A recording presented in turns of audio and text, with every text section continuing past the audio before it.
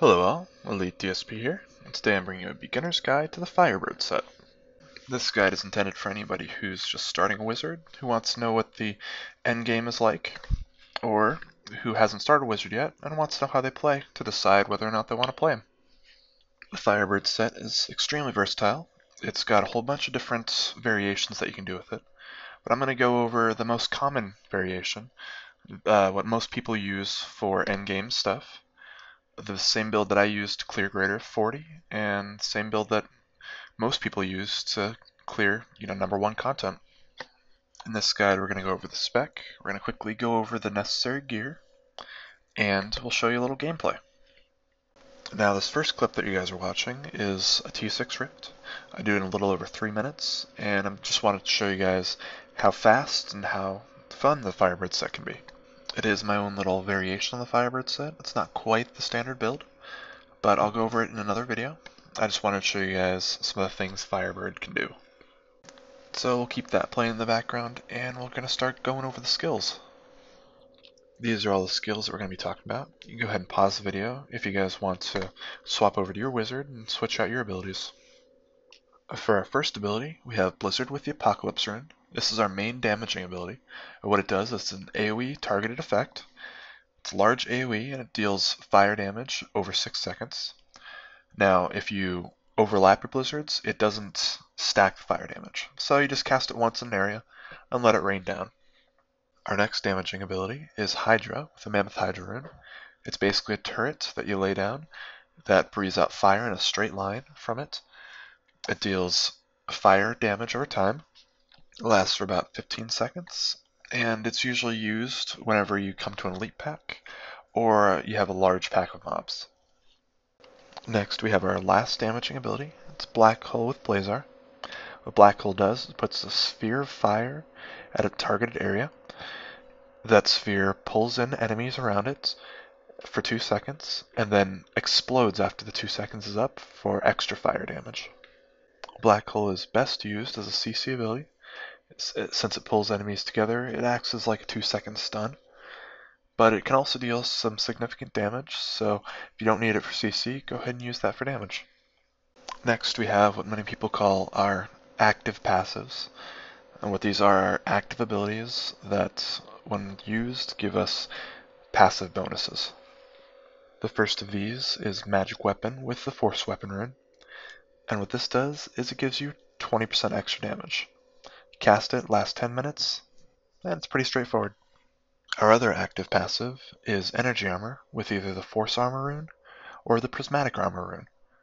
Now, what Force Armor does is it takes any incoming attack that would deal more than 35% of your maximum health to be reduced to deal only 35% of your maximum health. Now, there's a caveat to this. If the attack would deal more than 100% of your health, it will still one-shot you. Blizzard put this in to require you to still have a little bit of toughness in your build.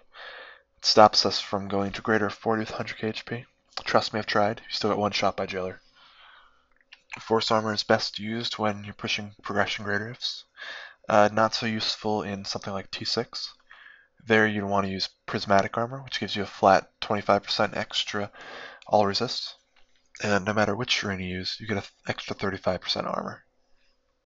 Our last ability is Teleport, and as the name suggests, it's a movement ability. Teleport allows you to instantly move to a targeted location up to 50 yards away.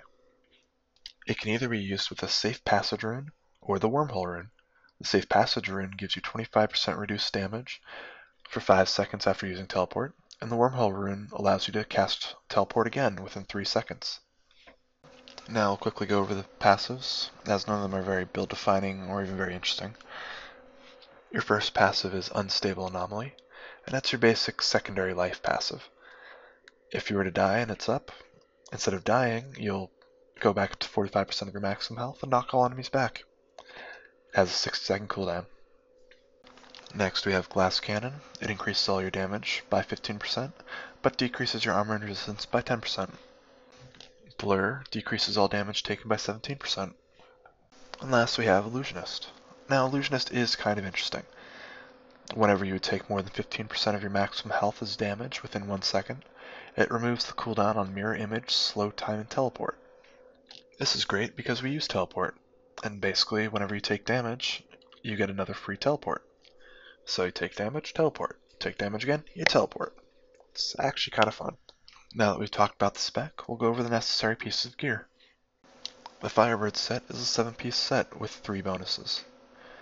The bonuses are at 2-piece, 4-piece, and 6-piece, so you only need 6 pieces total to get your full set. 5 if you use a Royal Ring of Grandeur. The 2-piece bonus gives you 500 intellect. The 4-piece bonus gives you another secondary life effect. It happens every 5 minutes, and when it revives you, it casts Meteor. Meteor does a little bit of damage, but nothing to rely on. The 6-piece bonus is what really makes the Firebird set strong. What this does is it gives you a 3000% weapon damage dot. In order to do this dot, you have to stack it up. The dot stacks whenever you do fire damage to an enemy. Now, it's a little tricky, but the way that it works is that there's a certain amount of damage that it'll do every second. You need to do that same amount of damage with a cumulative amount of your spells. For example, let's use Mammoth Hydra. Now, if you're just casting Mammoth Hydra, it deals 400% weapon damage per second. To get up to 3000% weapon damage, it would take you 7.5 seconds of Mammoth Hydra doing damage. You can stack this up quicker by using multiple spells like Blizzard and Hydra, and you can also make this go a little faster by getting percent skill damage on your gear.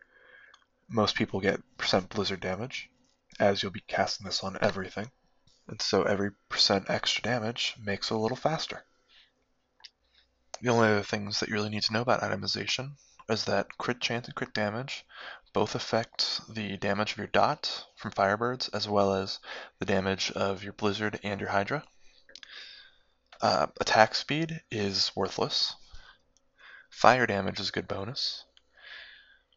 Cooldown reduction is not very strong. It only really affects your black hole.